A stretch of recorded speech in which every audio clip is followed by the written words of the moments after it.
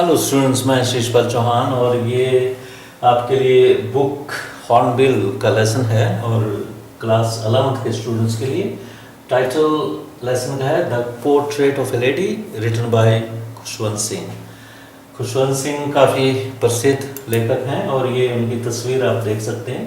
Khushwant Singh the author of this lesson. और कुछ और जानते हैं इनके बारे में। He was an editor, journalist, short story writer and novelist. Or he was awarded Padma Bhushan in 1974 and Punjab Ratna Award was also given to him in 2006 and Padma Vibhushan in 2007. And now about the lesson के बारे में बताते हैं। In this lesson the writer portrays a word picture about his grandmother. अपनी दादी अम्मा की एक तस्वीर वो शब्दों से चित्रित करते हैं, पोर्ट्रे करते हैं, डिस्क्राइब करते हैं। पोर्ट्रे करना ब्रश के साथ भी पोर्ट्रे करना होता है, शब्दों के द्वारा भी चित्रण करना। डिस्क्राइब समवन और something by means of other means also you can say, but here he portrays, वो यहाँ पोर्ट्रे करते हैं शब्दों के माध्यम से। A word picture about his grandmother who was very close to his heart, जो उनके दिल के पास थे। बहुत ही उनका जो रिश्ता था दादी अम्मा के साथ बहुत पक्का था। और he could never forget about his grandmother के बारे में वो भूल नहीं पाए कभी भी। She used to wake up the author when he was young in age and lived in a village. जब वो गांव में रहते थे तो दादी अम्मा उन्हें सुबह सवेरे उठाया करती थी, जगाया करती थी, वेकअप किया करती थी उन्हें, मतलब जगाती थी सुबह। और जब वो छोटी उम्र में थे और गांव में रहते थे, she would also accompany him to school and stay there in the temple attached to it. और उन्हें स्कूल में ले जाते, तैयार करते, पहले वो स्नान करवाती उन्हें और तैयार कपड़े वगैरह ड्रेसअप करवाती, सारा सामान साथ लेके फिर वो स्कूल में जाती। स्कूल मंदिर के साथ अटैच था तो वहाँ वो धार्मिक किताबें वगैरह पढ़ती थी। तो जब तक शाम, मतलब जब तक स्कूल का काम ख़त्म ना हो जाए, छुट्टी ना हो जाए, तो फिर छुट्टी के वक्त भी साथ आती थी उनकी। तो we will find more facts about narrator's relationship with his grandmother.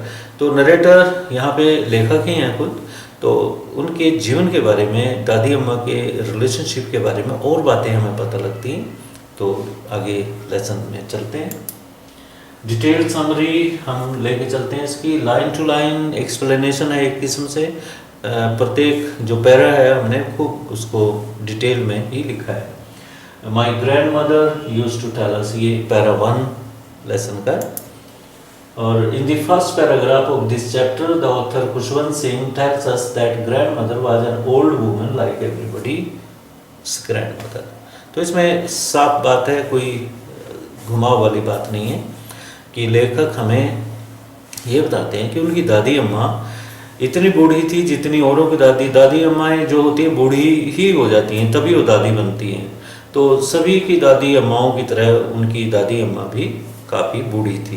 पहली बात तो ये पता लगी। फिर after that he describes her wrinkles. फिर क्योंकि बुढ़ापे में रिंकल्स आ जाते हैं, झुर्रियाँ पड़ जाती हैं चेहरे पे, तो उसके बारे में बताते हैं कि दादी अम्मा के चेहरे पे एकदम जाल बना हुआ था रिंकल्स का, जो झुर्रियाँ होती है। After that he describes her wrinkles क्या होती है? लाइनिंग्स होती है that appear on human face in old age. बुढ़ापे में आमतौर पे रिंकल्स आ जाते हैं। That had been the same there on her face for the last 20 years. यहाँ पे सिर्फ वो बता रहे हैं रिंकल्स थे और इतनी बूढ़ी 20 साल से उतनी बूढ़ी थी, कोई बदलाव उनमें नहीं आया, कोई चेंज नहीं आई। बुढ़ापा ऐसा लगता है जैसे ठहर गया हो, एक जगह पे रुक गया हो। He means to say that there was no change in the wrinkles on her face for the last 20 years. इस स्लाइड में लेखक यही बताते हैं हमें कि उनके रिंकल्स 20 साल पहले भी हुए थे और आज भी हुई हैं, कोई चेंज नहीं आई, उनके बुढ़ापे में कोई चेंज नहीं आई, कोई बदलाव नहीं आया। तो वो ये कहना चाहते हैं। इस स्लाइड में he also mentions that people often said that once she was young and pretty and she also had a husband. एक नई और बात जोड़ती है यहाँ पे। वो कहते हैं कि लोग ये कहते हैं कि जब ये नौजवान थी तो नौजवान भी थी अपनी उम्र में और सुंदर भी थी, प्रीटी भी थी, प्रीटी फेयरली ब्यूटीफुल ना, अधिक ठीक मतलब जो अच्छी लगे। And she also had a husband, और इनका पति भी था। लेखक क्योंकि कम उम्र में है, उस उम्र में है जो स्कूल गोइंग होती है, फर्स्ट सेकंड क्लास में 6, 7, 8 साल के जैसे होते हैं, तो उन्हें विश्वास नहीं होते जब लोग उन्हें उस पॉइंट ऑफ व्यू से लिखी गई स्टोरी है जब वो छोटे थे। तो उसी तरह से वो सोचते थे कि क्या ये नौजवान भी होंगी दादी कभी, क्या इनके पति भी होंगे, तो सारी बातें सोचते हैं। और but it was very hard for the author to believe all that. तो ये उस वक्त जो बचपन का समय होता है, उस वक्त उन्हें विश्वास नहीं होता था कि मुझे नहीं लगता ये कभी नौजवान भी रही होंगी, इनका पति भी होगा कोई, तो वो बातें सब उन्हें नहीं आती थी या समझ आती थी। The very thought of imagining her to be young and pretty seem to be revolting in his mind. जब कोई कहता है कि तुम्हारी दादी बहुत सुंदर थी जब ये नौजवान थी, उनकी उम्र की बताते होंगे जो बड़े, जिन्होंने देखी होगी दादी अम्मा कि खुशवंत सिंह नाम जो घर का होता है वो रखा होगा, तुम्हारी दादी अम्मा बहुत सुंदर थी। वो एकदम रिवोल्ट करता दिमाग में ये जो विचार है। वो फिर कल्पना करते कि दादी अम्मा सुंदर होंगी, और फिर उनके झुर्रियों वाला चेहरा दिखता तो आपस में क्लैश हो जाता विचारों का। और after that the author describes his grandmother's portrait that was placed on the mantelpiece। इसके पश्चात जो दादाजी की तस्वीर है वहाँ मेंटल पीस पे रखी हुई है।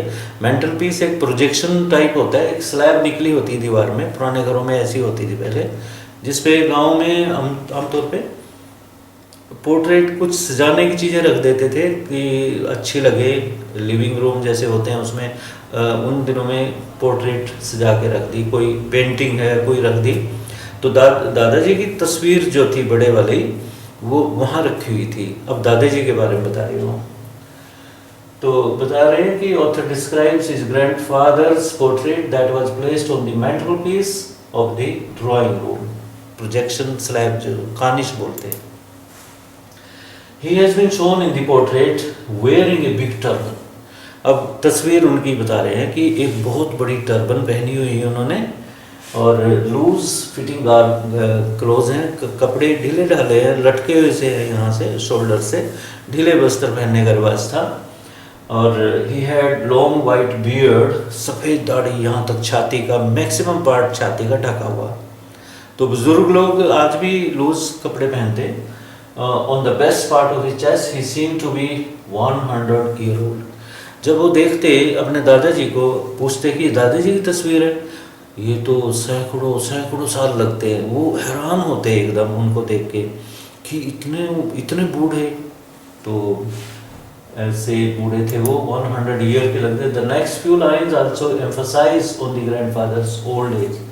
तो अगली कुछ लाइनें, नेक्स्ट लाइन्स हैं जो वो भी एम्फसाइज करती है, इसी बात पे बल देती है कि ग्रैंडफादर कितने बूढ़े थे। पहले तो टर्बन की बात थी, फिर दाढ़ी की बताई, और नेक्स्ट जो बात बताई है, again the author was not ready to accept with was once young, as he says that it doesn't seem by watching at his portrait that he would have had a wife and children। दूसरी बात, उन्हें ये हजम नहीं होती, ये accept नहीं होती कि उनके बच्चे भी होंगे, उनकी पत्नी भी होगी, उनकी अपनी पत्नी होगी और उनके अपने बच्चे होंगे। पत्नी और बच्चे वाले इतने यंग नहीं होते, मतलब वो तो बूढ़े थे बहुत ज़्यादा, तो उन्हें लगता है कि इनके तो lots and lots of grand children होंगे, मतलब 3-4 पीढ़ी पुराने होंगे वो। Again the author was not ready to accept that he was once, यहाँ मिसिंग है, that he was once young, as he says that it does not seem by watching at his portrait that he would have had a wife and children। The author says that he looked as if he had lots and lots of grandchildren। लेखक कहते हैं कि मुझे तो वो ऐसे लगते हैं जिनके बहुत ही पोते परपोते वगैरह वगैरह। Now the author tells us about the games। अब ये दादाजी के बारे में बता दिया उन्होंने। अब दादी अम्मा के गेम्स के बारे में बताते हैं। आमतौर पे जब छोटे बच्चे होते हैं दादी अम्माओं के आसपास, दादी अम्माओं से बहुत प्यार मिलता है, नानी से प्यार मिलता है, दादाजी से प्यार मिलता है, दादी से प्यार मिलता है, नाना से मिलता है। तो बच्चे अक्सर क्या होते हैं उनके आसपास ही मंडराते रहते हैं। रात को कहेंगे दादाजी या नाना जी या नानी जी कोई कहानी सुनाओ, और वो बड़े प्यार से कहानियाँ भी सुनाते हैं। तो ये अटैचमेंट जो होती है दादी के साथ या नानी के साथ ये होती हैं। तो गेम्स के बारे में बच्चे बन जाते हैं, बूढ़े व्यक्ति भी, बुजुर्ग भी, वो उन्हीं की तुतलाती हुई भाषा में बात करते हैं और अपने खेल बताने लग जाते हैं कि जब मैं छोटी थी तो ये खेला करती, गुड़िया के साथ खेलती थी या कुछ और गेम खेलती थी। तो खुशवंत सिंह जो लेखक हैं वो हैरान होते हैं कि दादी अम्मा गुड़िया के साथ खेलती होगी, बड़ा रिडिकुलस लगता था उन्हें। जैसे आप भी इस वक्त, हम इस उम्र में आ गए हैं, अगर आप बच्चे हो, आप स्टूडेंट्स हो, आप इमेजिन करो कि किसी जो आपके दिमाग में एक रोल मॉडल है आपके लिए, उसके बारे में सोचो कि वो बचपन में क्या क्या गेम खेलता होगा, क्या कैसे लगते होंगे। तो वो थोड़ा अट्टा सा लगता है कि ये मतलब कंचे भी खेलते होंगे या कोई और छोटे मोटे गेम जो आम बचपन में करते हैं वो भी करते होंगे। तो सभी को बचपन में से गुजरना होता है और ये चीज़ें करके आते हैं सभी। तो ये अनबिलीवेबल था। The author tells us about the games his grandmother used to play when she was child. It also seems unbelievable to that his grandmother used to play those small and petty games. तो ये भी विश्वास ना होता लेखक को, और कि ऐसे ऐसे छोटे छोटे गेम भी खेलती थी दादी अम्मा, तो बड़ा अटपटा लगता उन्हें। It all seemed undignified and absurd, और ये अनडिग्निफाइड लगता, मतलब डिग्निटी से नीचे, मतलब एक जो जिसे कहते हैं कि ये अच्छा नहीं लगा तुम्हें, ये डिग्निफाइड नहीं है। जैसे कोई इस उम्र में आके वो छोटे गेम खेलने लग जाए, बच्चों के साथ खेल रहे हैं, कंचे खेल रहे हैं कोई बुजुर्ग गांव में, तो उसको उनको क्रिटिसाइज करेंगे लोग, क्या यार बच्चे बन गए हो तुम, ये देखो बच्चा बन गया हो, गुल्ली डंडा खेल रहे हैं। तो वो इमेजिन करते थे, वो अनडिग्निफाइड लगते थे, मतलब वो जो पर्सनैलिटी में सूट नहीं करते वो चीज़ें लगती उन्हें। तो ये रिडिकुलस लगता, हास्यास्पद लगता on her part. Whenever the grandmother narrated such incident to the author and his cousins, they treated them as fables of the prophets. और जब दादी अम्मा कजिन्स को, खुशवंत सिंह के जो चचेरे भाई थे उनके साथ बैठते तो वो कहानियाँ इस तरह की बातें करती, तो वो ऐसे लगते किसी कोई सन्यासी कहानियाँ सुना रहा है। तो ये फेबल्स कहानियाँ होती हैं, stories of the saints who foretell about future, ये प्रोफेट्स होते हैं। फेबल्स होती हैं जो कथाएं, कहानियाँ जिनमें थोड़ा वो होता है, कोई ज्ञान की बात होती है, कोई सबक होता है, मैसेज होता है जिनमें, वो कहानियाँ। It means they didn't apply any logic to those stories and listen to them with blind faith. जैसे बचपन में जो भी कहानी सुनी, चाहे नरक के बारे में एक चाइल्डहुड पोएम है आपको, तो उसमें कवि जब पूछता है कि उनकी चाइल्डहुड कहाँ खो गई, कब खोई, क्या तब खोई जब हेल और हेवन के बारे में उसे ज्ञान हुआ कि हेल और हेवन तो होते ही नहीं है, कोई जगह नहीं है, कोई ज्योग्राफी के बुक में नहीं मिली, कोई ज्योग्राफी की मैप में नहीं मिली, वर्ल्ड के ट्रेसेबल नहीं है। तो जब वो ज्ञान हुआ, क्या बचपन जब ही हुआ गया। तो यहाँ पे भी वही बात है, मैं ये लिंक करना चाहता हूँ कि बचपन में जब छोटे होते हैं तो वो ब्लाइंड फेथ में सुनते हैं कि अगर कहते हैं कि एक नरक था, वहाँ ये हो रहा था, बच्चे मुंह पा के सुनते रहते हैं, अच्छा ये हुआ था, विश्वास कर लेते हैं। कोई भी कहानी राक्षसों की या कोई भी सुनाए, बड़ी दिलचस्पी लेंगे, बल्कि रात को सपने भी उनके आएंगे उन्हें। तो यहाँ पे वो कहानियाँ जब सुनते थे तो ये ब्लाइंड फेथ में उसका लेते थे और वो फेबल लगती थी, जैसे कोई दार्शनिक सुना रहा हो उन्हें, तो इस तरह से वो लेते। It means they didn't apply any logic. क्यों, लॉजिक था ही नहीं, बच्चों में लॉजिक कहाँ होता है, वो एक साफ होते हैं, इनोसेंस में होते हैं, हर चीज़ को झूठ थोड़ी मानेंगे, वो जो कह दोगे वैसे ही मान लेंगे। तो पैरा 3 सेकंड पे आ जाते हैं। अब आप बुक में अपना पैरा 2 भी देख सकते हो। इसमें she had always been contentment वाला पैरा है। In the second paragraph the author describes his grand mother's physical features. यहाँ पे वो फिजिकल फीचर्स के बारे में सारे लेसन में ग्रैंड मदर की पोर्ट्रेयल है। फिजिकल में कैसी थी, दिखती कैसी थी, कितनी धार्मिक थी वो, और बॉन्डिंग कैसी थी, इमोशनल बॉन्डिंग जो नरेटर के साथ है यहाँ पे। इन the second paragraph the author describes his grandmother's physical features. He says that she had a short stature and fat body which was slightly bent. छोटा कद था उनका और थोड़ी भारी भी थी शरीर में, और ऐसे थोड़ा झुकी हुई थी, खूब जैसे स्टूपिंग होती है ना, झुक के जो चलते हैं, स्टूप बोलते हैं, कमर में निकल आता है। तो स्लाइटली बेंट भी थी वो, स्लाइट में थोड़ी सी झुकी भी थी, और फैट थी, छोटा कद था उनका।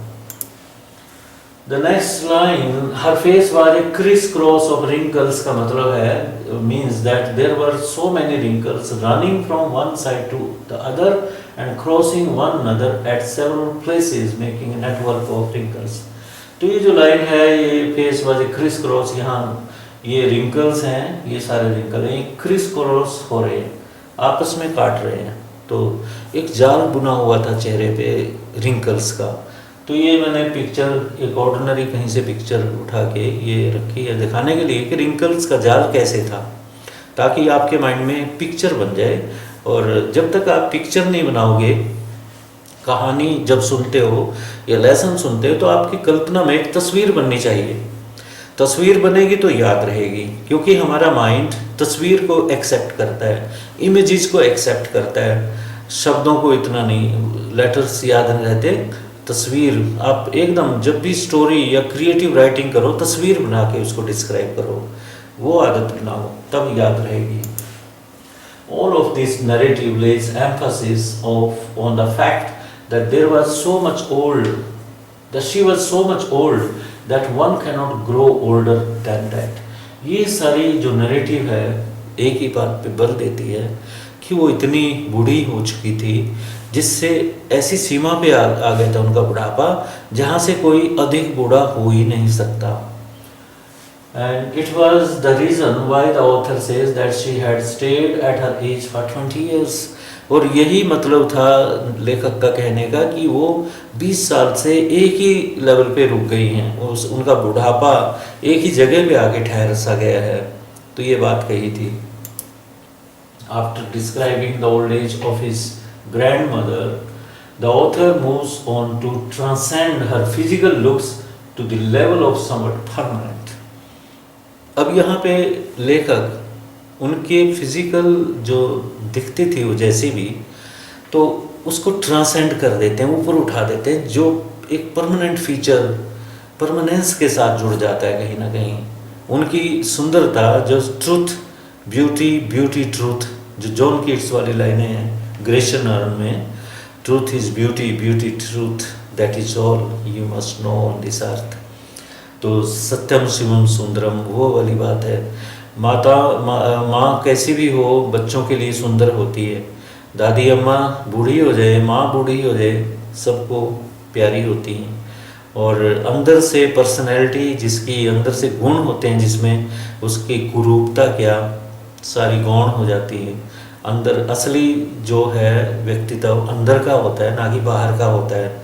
तो यहाँ पे फिजिकल डायमेंशंस के साथ वो एकदम परमानेंस के साथ जोड़ना चाहते हैं, वो देखते हैं। He says that she was always beautiful, although she could not have been pretty for him, as he could not believe it। वो कहते हैं कि she was always beautiful for him, although यद्यपि वो इतनी प्रिटी नहीं थी, दिखती थी, लेखक के लिए कभी प्रिटी नहीं हुई, फिर भी वो कहते हैं कि ब्यूटीफुल थी, हमेशा सुंदर थी। और द ऑथर यूजुअली वॉच हर हॉबलिंग, लेखक अक्सर अपनी दादी अम्मा को हॉबल करते हैं। हॉबल करना होता है ऐसे ठुमक के चलना, जैसे किसी की टांग में कोई गड़बड़ हो तो वो ऐसे चलता है। तो लेखक को आनंद आता था दादी अम्मा को उसमें कोर्ट यार्ड में घूमते हुए देखना, एक हाथ में ऐसे, वो बता रहे हैं यहाँ पे हॉबलिंग होता है लिम्पिंग करना, about the house wearing spotless white dress, सफ़ेद कपड़े होते हैं उनकी, चुन्नी सफ़ेद, बाल सफ़ेद, गोरा रंग और कपड़े बिल्कुल सफ़ेद उनके, और ऐसे एक हाथ को ऐसे रखती, एक हाथ में माला लेके मणकों की उसको गिनती हुई ऐसे घूमती रहती। तो वो इमेज लेखक के माइंड में, जहन में छपा हुआ है अब तक।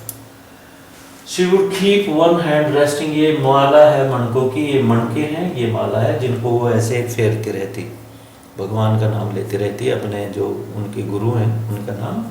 और she would keep one hand resting on her waist to balance her stoop, अपने स्टूप को जो कूब था उसको बैलेंस करने के लिए वो एक हाथ में ये, एक हाथ यहाँ रख के चलती वो, to stoop, and with the other hand she kept telling the beads of a rosary, और दूसरे हाथ से वो जो रोजरी है उसके बीड्स को गिनती रहती, भगवान का नाम जपती रहती।